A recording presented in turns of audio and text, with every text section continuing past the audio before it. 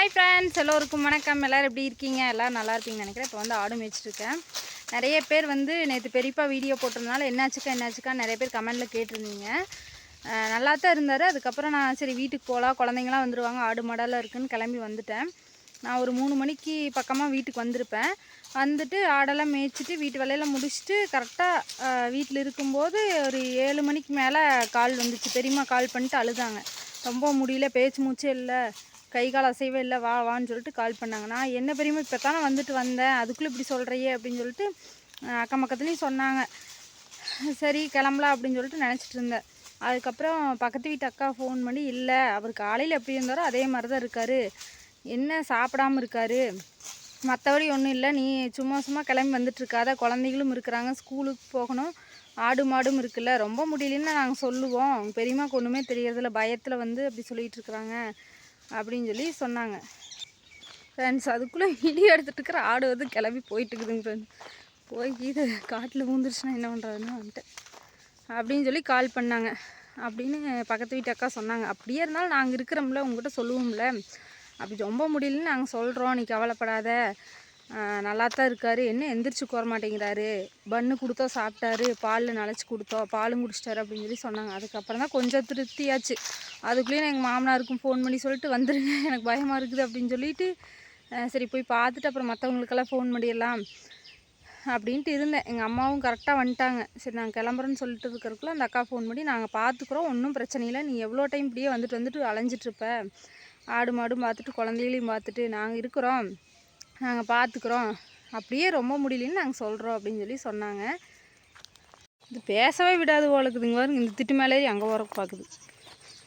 அதுக்கப்புறம் அவங்க சொன்னதுக்கப்புறம் கொஞ்சம் நிம்மதியாக இருந்துச்சு ஃப்ரெண்ட்ஸ். சரி அப்படின்னா பார்த்துக்கங்க்கா, நீங்கள் எதுக்கும் நைட்டு போய் அப்பப்போ பாருங்கள், காலையில் எழுந்திரிச்சோன்னே எனக்கு சொல்லுங்கள், சாப்பிடாம இப்படியே இருக்கிறாரா, பேசவே இல்லையா அப்படிங்கிறது என்னென்னு சொல்லுங்கள் அப்படின்னு சொல்லி சொன்னேன்.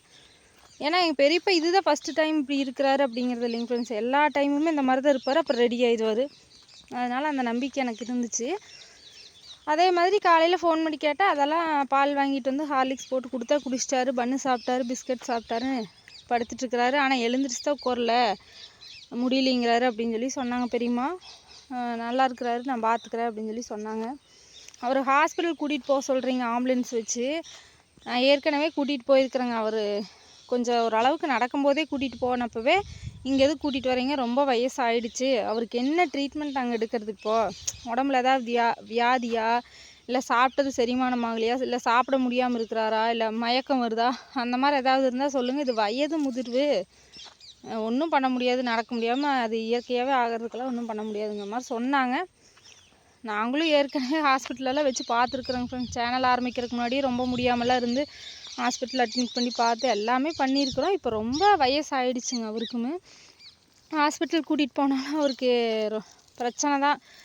அதனால் வீட்டில் இருந்தால் கூட அவருக்கு பிடிச்சத சாப்பிட வச்சுட்டு நல்லா பார்த்துக்கலாம்ல, அதனால தான் அவரும் வரமாட்டேன்னு சொல்கிறாரு. மற்றபடி ஒன்றும் இல்லைங்க ஃப்ரெண்ட்ஸ், நல்லா தான் இருக்கார், சாப்பிட்டு நல்லா இருக்கிறாராம்மா பெரியம்மா சொன்னாங்க. நானும் இதோட காலையிலேருந்து 4-5 டைம் கால் பண்ணி கேட்டேன். ஏய் இங்கே முட்டுவீங்களா, கால் பண்ணி கேட்டேன், நல்லா இருக்குதுன்னு தான் சொன்னாங்க. இப்போ நல்லா இருக்கிறாங்க. நீங்கள் நிறைய பேர் கேட்டீங்க, அதனால் சொல்கிறேங்க ஃப்ரெண்ட்ஸ். பாருங்க எப்படி இருந்துச்சு. ஏய் அமைதியாரு, இந்த ஓடுது பாருங்க, அந்த ஆட்டத்தை கொடுக்கலான்ட்டு இருக்கிறேங்க. பக்கத்தில் பார்த்தீங்கன்னா நல்லாயிருக்கும்.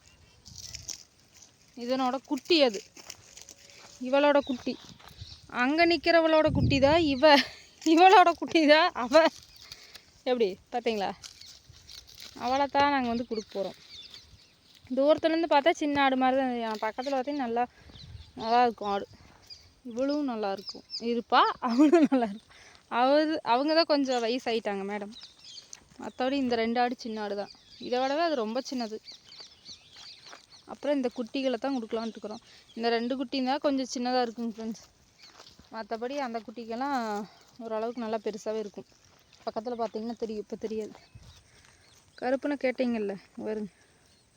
நம்ம என்ன பண்ணலாம், நம்ம பங்குக்கு எங்கே போய் என்ன பிரச்சனை கொண்டு வரலாம் அப்படின்ட்டு பண்ணிகிட்டு இருப்பார் இவர்.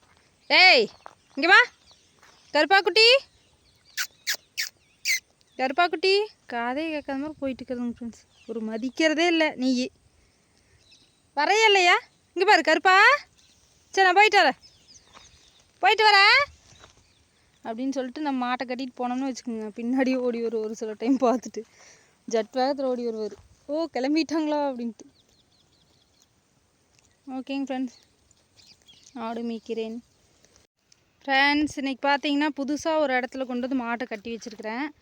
ஏதோ கொஞ்சம் கண்ணுக்கு தெரிகிற மாதிரி புல் இருக்குது அப்படின்னு சொல்லிட்டு கொஞ்சம் சிரமம் தான் இந்த இடத்துக்கு வர்றதுக்கு. இருந்தாலும் எப்படியோ பாதுகாப்பாக மாட்டை கொண்டு வந்து கட்டி வச்சிட்டேன். என்ன சிரமம்னு பார்த்தீங்கன்னா, தோட்டம் பக்கத்துலேயே இருக்குது. அது வந்து வாய் வைக்காமல் சின்ன தடம் தான் இருக்குது, மண் தடங்க வருங்க. அந்த சைடு ஃபுல்லாக தோட்டமாக, அதை தாண்டி வரணும். அந்த வாழை இலை தோட்டத்தை தாண்டி கூட்டிகிட்டு வரக்குள்ள எனக்கு போதும் ஆயிடுச்சு. அது சாப்பிட்றக்கே போகுதுங்க ஃப்ரெண்ட்ஸ். ஏன்னா அதுக்கு தெரியாதுல்ல தீவனம் அப்படின்னு சொல்லிட்டு சாப்பிட்றதுக்கே போகுது. எப்போவுமே வந்து கொண்டு வர மாட்டேன். ஏன்னா சாப்பிட்ருச்சுன்னா திட்டுவாங்க, எதுக்கு இது வழியே பிடிச்சிட்டு போகிறீங்கன்னு பேசுவாங்கன்ட்டு கொண்டே வர மாட்டேன். இன்றைக்கி வேறு வழியே இல்லாமல் தீவனமே இல்லைங்க ஃப்ரெண்ட்ஸ். நேற்று சொல்லப்போனால் பாவம் ஒன்றுமே இல்லாதனால இங்கே அதிகமாக ஆடு மேய்க்கிறதுக்கும் வர மாட்டாங்களா, அதனால் கொஞ்சம் இருக்குது, ஒரு சுமாராக வயிறு நிறையும் அப்படின்னு சொல்லிட்டு இந்த இடத்துக்கு கொண்டு வந்தேன். இன்னொன்று என்னென்னு பார்த்தீங்கன்னா, இங்கே அதிசயம், இங்கே பாருங்கள் முருங்கை மரமாக இந்த காட்டுக்குள்ளே ஏரியில் முருங்கை மரம். அது வந்து காய் பார்த்திங்கன்னா ரொம்ப கொட்டையாக இருக்குங்க பாருங்க.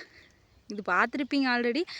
இந்த மரம் பார்த்திங்கன்னா நான் சின்ன வயசாக இருக்கும்போது இருந்து இருக்குதுங்க ஃப்ரெண்ட்ஸ். உண்மையால் நான் சின்ன பிள்ளையாக இருக்கும்போது இருந்து, ஆராதனா மாதிரி இருக்கும்போது இருந்து, நான் பிறக்கிறதுக்கு முன்னாடியே இருந்திருக்குமே என்னன்னு தெரில, அப்போ இருந்து இருக்குதுங்க பாருங்க. இந்த ஆடு மேய்க்கிறதுக்கு வரவங்க, இந்த காட்டு வேலைக்கு வரவங்க, தோட்டத்து வேலைக்கு வரவங்க மட்டும் ஏதாவது யாரோ ஒருத்தர் பறிப்பாங்க. மற்றபடி இந்த வழியாக தடமும் இல்லையா, அதனால் அப்படியே தான் இருக்கும். இங்கே காட்டுக்குள்ளே வந்து ஆடு மேய்ச்சாவே சரசரஞ்சாவே பயமாக இருக்குது. இங்கே பாருங்க புதர், இங்கே பாருங்க எவ்வளோ காயின்னு. இதை வந்து யாருமே பறிக்க மாட்டேங்கிறாங்க. நிறைய பேருக்கு தெரியாது. நிறைய பேர் யார் அந்த புதருக்குள்ளே அங்கே ஏரிக்கு போகிறது அப்படின்னு சொல்லிட்டு வரமாட்டாங்க. இந்த வழியில் தடம் இருந்துச்சுன்னா போகிறவங்க வரவங்க பறிப்பாங்க. இங்கே தடமே இல்லையா, ஆடு மாடு மேய்க்கிறவங்கள தவிர யாரும் வர்றதில்லைங்கிறதுனால அது அப்படியே கிடக்குங்க பாருங்க. யாரோ மாட்டுக்கோ ஆட்டுக்கோ உடச்சி போட்டிருப்பாங்க மாட்டுக்கு, காயை பறிச்சுட்டு அந்த குச்சி அது கீழே கிடக்குது. சின்ன வயசுலேருந்து இருக்குது, அந்த ஞாபகம் தான் வருது.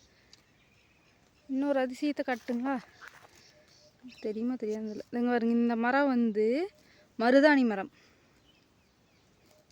வேப்ப மரம் இருக்குது அது தெரியுது, மருதாணி மரம் வந்து இதுங்க நல்லா தெரியல.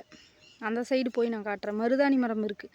ஒரு டைமில் நானும் காயத்ரியெல்லாம் வீடியோ போட்டிருப்பேங்க ஆடு மேய்க்கிற மாதிரி.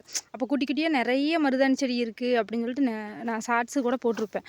அதில் நிறைய தப்புச்சு பெருசாக வளர்ந்துருச்சு. தண்ணி இல்லாமல் நிறைய காஞ்சிருச்சு. ஏன்னா தண்ணி நின்றுச்சுல மறுபடியும் திரும்ப குட்டையில், அதனால் நிறைய காஞ்சிருச்சு. அந்த தண்ணிக்கு மேலே வந்த மரம் மட்டும் ஒன்று தப்பிச்சு பெருசாக இருக்குது. அதை நான் அந்த சைடு போய் காட்டுற மாதிரி உங்களுக்கு.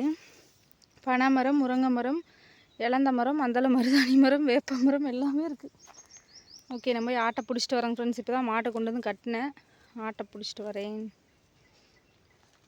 எதுக்கு இதை சொன்னேன்னா, நிறைய பேர்த்துக்கு வந்து நம்ம சின்ன வயசில் இருந்த இடமே வந்து மாறி போயிருக்கும், கட்டடமாக மாறி இருக்கும், அதை நிறவி போட்டிருப்பாங்க. அந்த மாதிரி அந்த ஞாபகம் இருக்காது. ஆனால் இது வந்து அப்படியே இருக்குது. இந்த ஒன்று மட்டும் சின்ன வயசில் இருந்தது எப்படியோ அப்படியே அந்த மரம் அந்த இடத்துல அப்படியே இருக்குது. அந்த தடத்துலேயே போவோம் ஸ்கூலுக்கு அப்போல்லாம் நடந்து. அதனால் சொல்கிறேன், ஞாபகம் வந்ததுனால சொன்னேன், பழைய ஞாபகம். இங்கே பாருங்க ஃப்ரெண்ட்ஸ், இந்த சின்ன தடத்தில் தான் பிடிச்சிட்டு வரணும். அங்கே இருந்து பார்த்தீங்களா, கொஞ்சம் வாயடிச்சுன்னா வாழையை கடிச்சு திட்டுவாங்க. அதுக்கு தான் பயந்து கொண்டு வந்தேன். வெளியே கொண்டு போய் அந்தளவு சோளக்காடு எதில் வாய் வச்சிட்டாலும் அவ்வளோதான். நம்ம இந்த சின்ன தடத்துலேயே பிடிச்சிட்டாலும் பார்த்து வரணும். சமதளமாக இருக்காது இது, அதுதான் பிரச்சனை.